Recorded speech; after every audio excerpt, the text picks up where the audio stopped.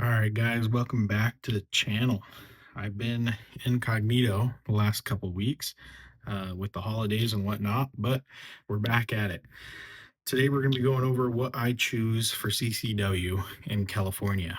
It's different for different counties for everyone. Some counties allow certain things, whether it be red dots or lights or modifications, as some counties would call them. And then some counties also allow any amount of CCWs or any amount of firearms on their CCWs, and some only allow one. My county allows three. But before we get into these, just it's been a while and we reached the goal, but we do have a giveaway. Um, Random name that drew on this one of all the subscribers was James Barros. I might have mispronounced that right, but I'll throw the name up at the top of the window. Um, so, James Barros, if you'd like to reach out to me, I'll send this out to you. All I need is an address and I'll pay for everything. Great, fun little knives. I've talked about these a couple different times. Anyways, let's get into it. These three, I have them all for different reasons. As you can see, I have a true micro, and then a macro, or in between. This is my personal favorite, and then a full size. This is a little bit overkill. This is a heavy one. I'm actually, we'll get into that in a minute, but I'm thinking about swapping some things out on this one. So let's start with the Kimber. One of the reasons I love the Kimber, the Micro 9, is one, it's light, it's small, and honestly, this is the no frills right here.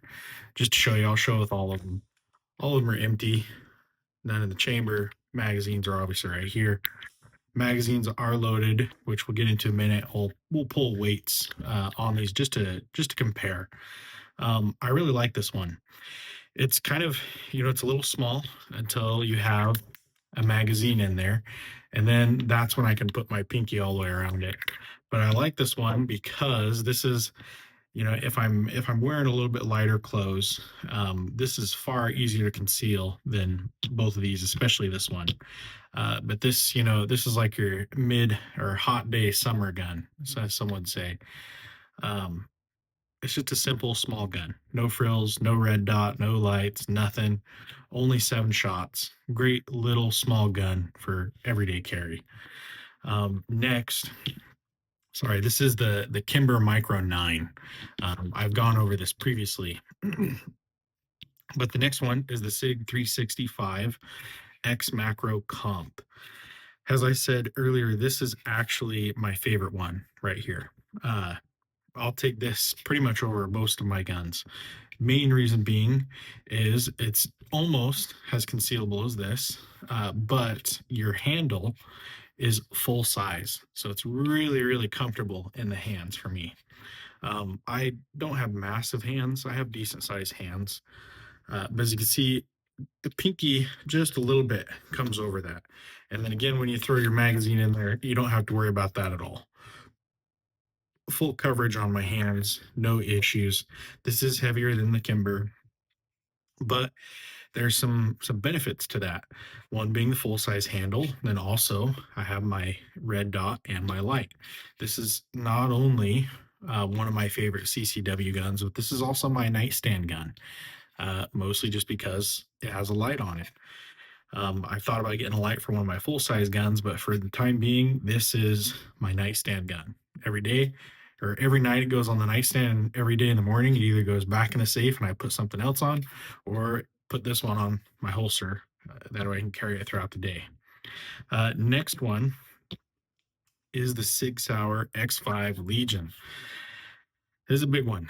I know there's bigger ones out there. But this one, it's a full size. It's not designed at all for concealed carry. Not like these two. But this is kind of like the fun gun. If I want to carry a full size, this is it. It does have a flared magwell. Again, it's more of a designed like out of the box competition gun. You're not going to compete with staccatos or anything like that. Well, you can, but it's pale in comparison to something like that. And it's a lot more money too. But this one is a full size gun. So this is like carry in the middle of winter. You can put on a, a thicker jacket. I actually have a crossbody, not a crossbody, sorry. It's a shoulder holster. So it's kind of in your armpit area. Um, I can't think of what they're called all of a sudden. But it makes it easier drawing it like this instead of, appendix or 5 o'clock or 6 o'clock or anything like that. I do have a holster that's designed more for, between 4 and 5 o'clock carry on this one. But this is a lot heavier. It does have my red dot on it, which I like. But again, the downside of this is heavy. This will pull down your pants if you're not careful. So you want to make sure you have some tighter stuff on. So just in comparison, I'm going to put these to the side and we'll do a scale just to show you guys weight differences on these. And we'll do them one by one just to show you. I know a lot of people don't really care so much about the facts, but I think the facts are sometimes interesting. So this one is 500. There you go. 564 grams. Not too heavy, not too bad. And again, this is a fully loaded magazine in this one. It is only 7 rounds. These other two have 10 rounds. So let's go to the macro. 798. So right around 200 grams more. So that's that one. And this one's going to be a lot more. There we go. So what's that? Almost 400. Almost 400 grams more. Just coming back. See what this one was again. Was that 5 something? 564. So the X5 is more than double the weight of the Kimber. There's advantages to weight and disadvantages to weight. One of the disadvantages is it's heavy to carry. Like I mentioned earlier, it does weigh down on, your holster or your belt. Right, it's important to have a good belt, which I'm actually going to get into in the next video. I've been reviewing a belt that I really like for the last month or so, but that'll be the next one. It's, as I was saying, there's advantages and disadvantages to weight. One, the weight is heavier, so that's kind of your disadvantage. But one of the pros to weight or a heavier gun is your recoil. This one is nowhere near as snappy as this one. So this one, my third, fourth, fifth, sixth shot, I'm got my grouping really tight on this one. On this one, obviously it's a little bit bigger grouping. Still consistent. I like to be able to still be consistent and efficient enough to where I'm not missing my shots because I don't want to shoot someone, God forbid, in any kind of circumstance I miss and I shoot someone that I don't intend to shoot. That's obviously what you don't want to do. So you want to make sure you're efficient and effective with whatever guns you have on your CCW. You should be getting training with them, whether it be through courses or classes or even just hitting the range yourself. It's important. Training's always good. So like I said, there's pros and cons to weight. One disadvantage in all micros or all, smaller, subcompact, anything that's not a full size is your grip.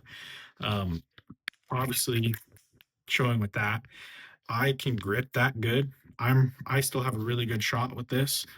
I have a decent grip, but because it's small, if you're not careful, depending on your hand placement, you can bump this a lot easier because it's not completely out of the way. And I've had to train myself on my draw so that I don't have that. I'm not pushing that button on accident, which obviously, when you're looking at it and you grab it, it's like, man, that seems kind of hard to push that button. But in a high stress situation, your hands can go all over the place. So that's why it's important to train and be proficient and know where you're grabbing things before you're grabbing them. But with that in mind is why I like something like this. It's still much smaller than the full size. I'm going to set this off to the side. It's still much smaller than the full size, but even though it's much smaller, see right here, a lot smaller in this area, but the grip is about the same. If you pull off your flared mag well, you're pretty close on your handles, as you can see right there. It's pretty close to the full size handle, so it gives me a very good purchase on that gun. This allows me to where I have a little bit more wiggle room, a little bit more I can't think of the term I'm thinking of, but there's a little bit more leeway. It's a little more forgiving. There we go. When you're going to draw this from your holster, it's a little bit more forgiving. On something like this, you have to have a really good immediate grip on that, because you're not going to have a chance to change your grip on this. And when you start firing, it can come loose and come out of your hand a lot easier than something with like a full size. You can purchase that pretty comfortably on this one. So, just to get in briefly on the holsters, I do have two different brands on this, and I actually have another different one for this one. This is the We the People holster. I'm a big fan of We the People holsters. I haven't had any issues with them. I think they fit very good. I do have some T-Rex holsters. I have like their sidecar, which works good, but there's some pros and cons to that. Maybe I'll go into it in another video, and reasons why I don't like it as much as We the People. I like the simple holster. This is an upgraded metal clip. Works great. This is their I can't remember exact. It's like their claw. Every single manufacturer and holster has a name for this or a different design on this. This claw doesn't work as well on this holster. This is for the Kimber, obviously, but it's also We the People. But one reason I don't like this claw on this is when you put it into this screw hole, because as you can see, there's nothing pushing up against this claw. Unlike on this one, as you can see, it's up against the material right here. So this doesn't shift back and forth. But on this one, it shifts back and forth. And if you have it too tight, then you're tightening the retention of your gun. So that's one thing I really dislike about this holster. Because this gun is small, you don't necessarily need the claw like something like this with the bigger handle. It helps push that into your stomach more instead of printing as much with that handle. But that's a disadvantage of when you put the claw on this one. These holsters work great. Besides that, no other issues. No issues on this whatsoever. The other holster I have, which is this one, this is T-Rex. I believe it's their iron side. Don't quote me on it. It's one of their hybrid ones. You can wear it like this, or you can convert it to, you can convert this to where you're carrying outside the waistband as well. Right. Yeah. Yeah. You can, sorry, you can convert this to carry outside the waistband as well. Uh, just for example, something like this, which is for another gun that I have, you take these clips, and they clip on where these holes are right here, and then you can wear it on the outside of your holster.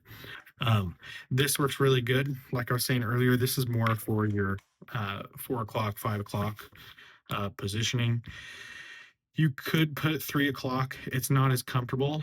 As you can see, this kind of forms to the body a little bit. And this portion does make it pretty comfortable. I haven't had any issues with this. It is pretty comfortable for the most part.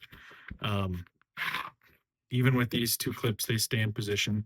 Every once in a while, when you start wearing these more frequently, you kind of realize there's a little bit of play with them. So you kind of just readjust them throughout the day, throughout your day, essentially. But anyways, guys, these are my guns that are on my CCW. I'm a big fan of them. Maybe I'll switch things up one of these days. I am actually looking at switching the lower grip module on this. Just looking at getting the regular 320 just to help reduce with the weight. Still have a full size handle.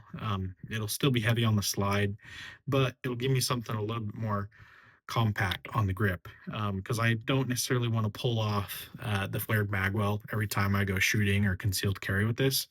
I'd like just pulling the pin and switching to a grip. Anyways, guys, let me know what you think about this combination here. What would you prefer? What would you add? What would you take? I know a lot of people are Glock fans and stick with Glocks. I'm going to stick with a Sig. I'm not the biggest Glock fan. Sorry, guys. Might hurt some feelings. Maybe it'll hurt mine with some comments. Who knows? Anyways, guys, let me know what you think about this combination. And just a reminder for James Barros to reach out to me so I can send the knife out to him. Thanks for watching, guys. Looking forward to the next one. Like I said, we're going to be doing a review on a belt, and we'll get into that next time. Thank you.